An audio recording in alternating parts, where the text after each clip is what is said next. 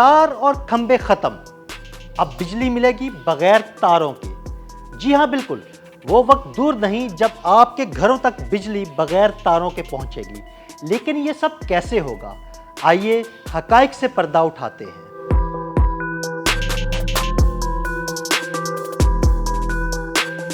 یہ تو ایک حقیقت ہے کہ تاروں کے بغیر بجلی کی ترسیل ممکن ہے، اور آج کل محدود پیمانے پر ہم اسے استعمال بھی کر رہے ہیں۔ آپ نے دیکھا ہوگا کہ آپ کے موبائل فون، سمارٹ واچز اور کچھ دیگر الیکٹرانک ڈیوائسز کو چارج کرنے کے لیے وائرلیس چارجنگ پیڈز استعمال ہوتے ہیں۔ یہ انڈکٹیو کاپلنگ کے اصول پر کام کرتے ہیں، جہاں قریب پڑی ہوئی ایک کوائل ایک مقناطیسی فیلڈ پیدا کرتی ہے اور اس کے ذریعے دوسرے کوائل میں بجلی منتقل ہوتی ہے۔ اس کے علاوہ مائکرو ویو شعاؤں کا استعمال کر کے بھی بجلی ایک جگہ سے دوسری جگہ بھیجی جا سکتی ہے۔ یہ طریقہ کار خلا میں مصنوعی سیاروں کو بجلی فراہم کرنے کے لیے ابھی تحقیق کے مراحل میں ہے۔ اب اگلا مرحلہ اور سوال یہ ہے کہ کیا بڑے پیمانے اور زیادہ فاصلے پر تاروں کے بغیر بجلی کی ترسیل ممکن ہے یا نہیں؟ تو اس کی مثال نیوزی لینڈ کی ہے، جہاں وائرلیس بجلی کی ترسیل کے حوالے سے بہت اہم تجربات ہوئے ہیں۔ نیوزی لینڈ کی ایک کمپنی ایمراڈ اس ٹیکنالوجی پر کام کر رہی ہے۔ ایمراڈ نے نیوزی لینڈ کی دوسری سب سے بڑی بجلی تقسیم کرنے والی کمپنی پاور کو کے ساتھ شراکت داری کی ہے تاکہ اس ٹیکنالوجی کی جانچ کی جا سکے۔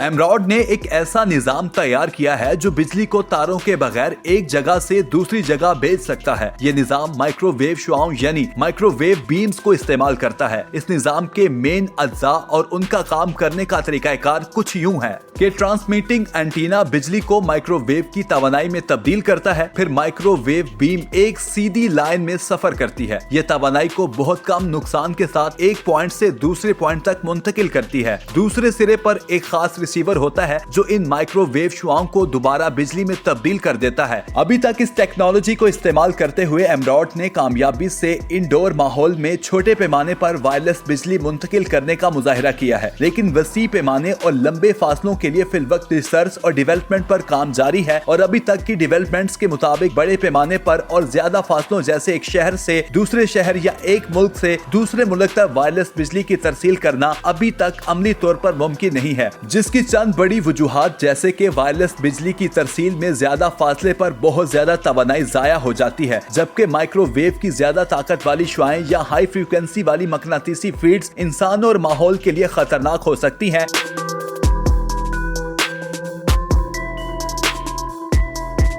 اس کے علاوہ اس ٹیکنالوجی کو بڑے پیمانے پر لاگو کرنا بہت مہنگا ہے، اس لیے ان ساری معلومات کی بنیاد پر ہم یہ نتیجہ اخذ کر سکتے ہیں کہ ابھی تک ہوئی ریسرچ اور ڈیولپمنٹ کی بنیاد پر مستقبل میں شاید ہم وائرلیس ٹیکنالوجی کو چھوٹے پیمانے پر کچھ زیادہ استعمال کریں گے، جیسے وائرلیس چارجنگ کا دائرہ کار بڑھانا وغیرہ، لیکن بڑے پیمانے پر ہائی وولٹیج کی ترسیل کے لیے روایتی تاروں کا نظام ہی آنے والے وقت میں بھی غالب رہے گا۔ تاہم اس میدان میں مسلسل تحقیق ہو رہی ہے، اور ہو سکتا ہے کہ مستقبل میں کوئی ایسا بریک تھرو ہو جو اس صورتحال کو بدل دے۔ یاد رہے کہ مشہور برقی سائنسدان نکولا ٹیسلا نے اپنے وقت میں اس کا خواب دیکھا تھا اور اس پر کام بھی کیا تھا، لیکن ٹیکنالوجی اور مالی وسائل کی کمی کی وجہ سے وہ اپنے خواب کو عملی جامہ نہیں پہنا سکے۔ ان کا نظریہ تھا کہ زمینی فضا کو ایک کنڈکٹر کے طور پر استعمال کیا جائے اور فضا میں ہائی فریکوینسی لہروں کے ذریعے بجلی بھیجی جائے۔ ان کا یہ کانسیپٹ ٹیسلا کوائل کہلاتا ہے۔ ان کے کام کے بارے میں کچھ معلومات کے مطابق یہ بتایا جاتا ہے کہ 1899 میں انہوں نے 200 بلبز کو 40 کلومیٹر دوری سے بغیر تاروں کے بجلی مہیا کر کے چلایا تھا۔